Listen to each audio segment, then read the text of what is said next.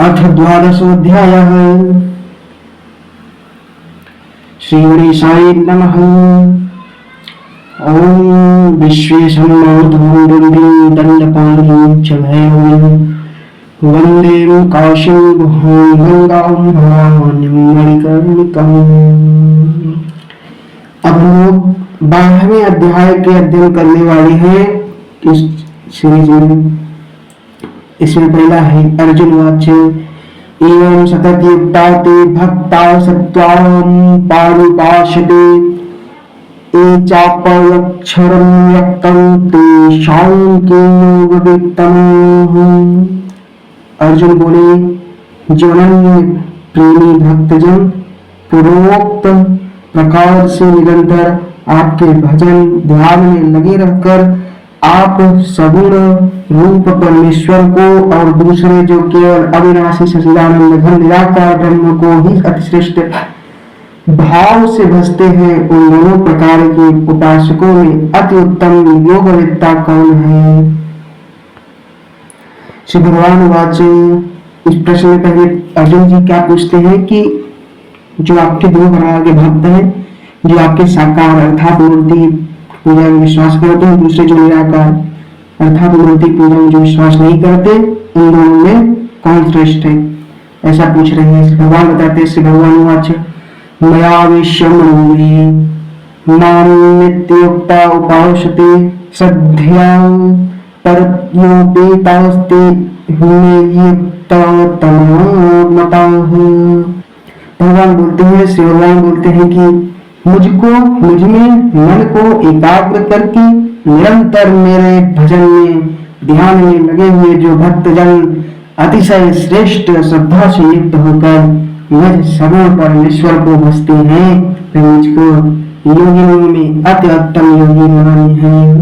फिर बोलते हैं एतक्षरं अनिर्देशं व्यक्तं पार्योपास्यते सर्वत्र गमश्चिन्त्यं च कुटस्थमश्चलं ध्रुवं संयम्येन्द्रियाग्रामं सर्वत्र संबुद्धयः ते प्राप्नुवन्ति मामेव सर्वभूतहिते रताः।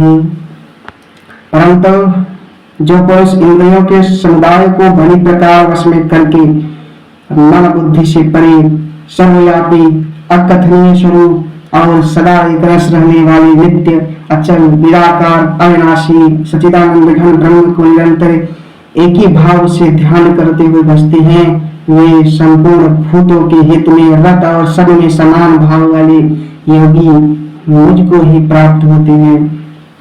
फिर भगवान बोलते केशोऽधिकस्तरस्तेषां व्यक्ताः सत्यचेतसाम् अव्यक्ता हि गतिर्दुःखं देहवद्भिर्वाप्यते। अन सच्चिदानंद घन निराकार ब्रह्म में आसक्त चित्त वाले पुरुषों के साधन में परमेश्वर विशेष है, क्योंकि देहाभिमानियों के द्वारा अव्यक्त विषय गति दुख पूर्वक प्राप्त की जाती है।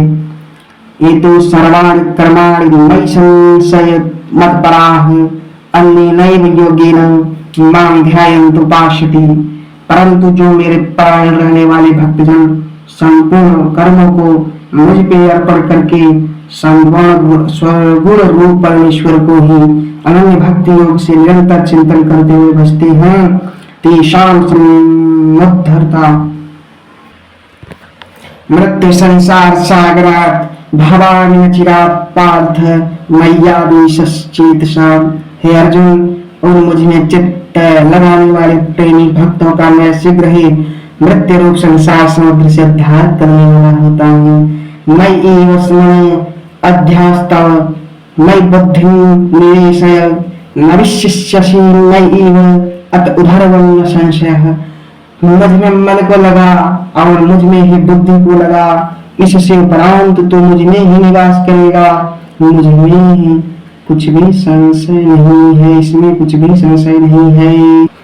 फिर भगवान बोलते हैं अथं चित्तं समाधातुं न संकल्पमयि स्थिरम् अभ्यास योगेन ततो माम इच्छाप्तुं भुङ्क्ते।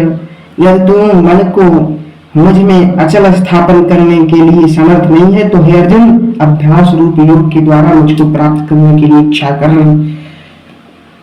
अभ्यासी अपसमर्थो वशी मत कर्म परमोह मदर्थमपि कर्माणि कुर्व सिद्ध्यं वाप्यसि। यदि तू उपयुक्त अभ्यास में भी असमर्थ है तो केवल मेरे लिए कर्म करके ही परायण होगा।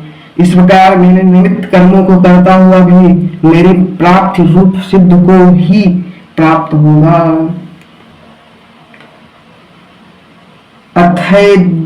अथैतदप्यशक्तो अशिकर्तुं मद्योगमाश्रितः सर्वकर्म फलात्यागं ततः कुरु यत्तात्मवान्।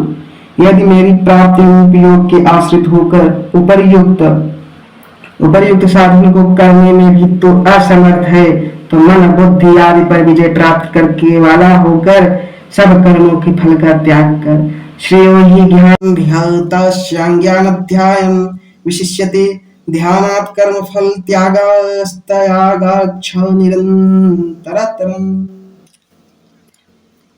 मर्म को न जानकर किए हुए अभ्यास से ज्ञान श्रेष्ठ है, ज्ञान से मुझ परमेश्वर के रूप का ध्यान श्रेष्ठ है और ध्यान से भी सब कर्मों के फल को त्याग कर श्रेष्ठ है, क्योंकि त्याग से तत्काल ही परम शांति प्राप्त होती है। अद्वेष्टा सर्वभूतानां मैत्रः करुण एवच निर्ममो निरहंकारः समदुःखः सुखः शमी संतुष्टः सुत्तम योगी यदात्मा दृढ़ संनिश्चयः मयर्पितं मनोर्बुद्धिर्यो मद्भक्तः समे प्रियः। जो पुरुष सब भूतों में द्वेष भाव रहित, सर्वथा स्वार्थ रहित, सबका प्रेमी और हेतु रहित हृदय वालु है तथा ममता से रहित, अहंकार से रहित, सुख दुख में दुख की प्राप्ति में सम और क्षमावान है, अर्थात अपराध करने वाले को भी अभय देने वाला है, तथा जो योगी निरंतर संतुष्ट है, मन इंद्रियों से सहित इंद्रियों शरीर को वश में किए हुए है और मुझ में दृढ़ निश्चय वाला है, यह मुझ में अर्पण किए हुए मन बुद्धि वाला मेरा भक्त मुझको प्रिय है। यस्मान्नो द्विजते लोको लोकन्नो द्विजते च यः हर्षामर्षमयो द्विगैर्मुक्तो यः स च मे प्रियः।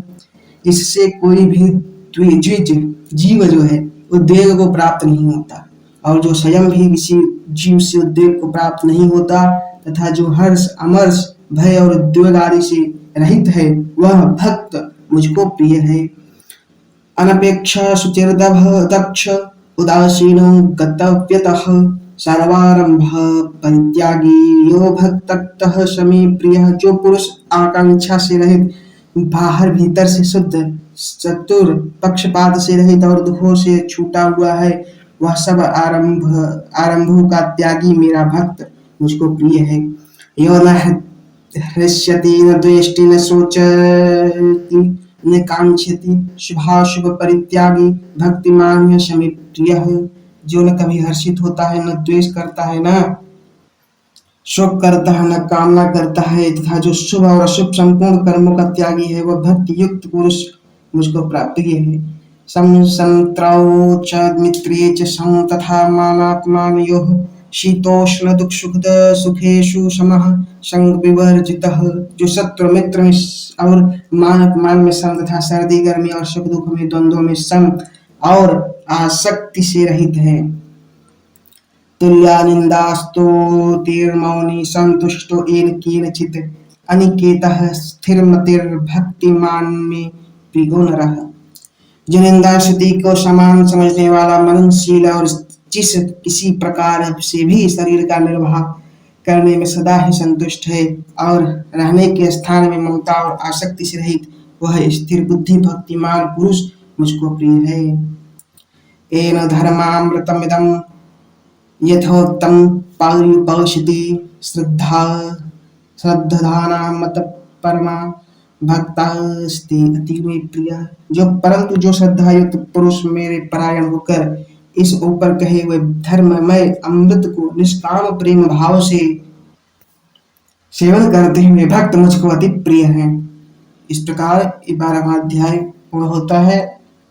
इसके बाद हम लोग 13वें अध्याय में मिलेंगे। हरिओम तत्सदिति। श्री भगवद गीता अनुसंतो ब्रह्म विद्यायाम योग शास्त्रे श्री कृष्ण अर्जुन संवाद विभक्ति योग नाम द्वादश अध्याय। बोलिए श्री कृष्ण भगवान की जय। तब तक के लिए आप इसको श्रवण करते रहिए, कई बार श्रवण कीजिए, जरूर श्रवण करिए समझ में, और उसको अपने दिमाग, दिल और भक्ति में बैठाइए। और तब तक के लिए जय श्री राम, जय श्रीमन नारायण।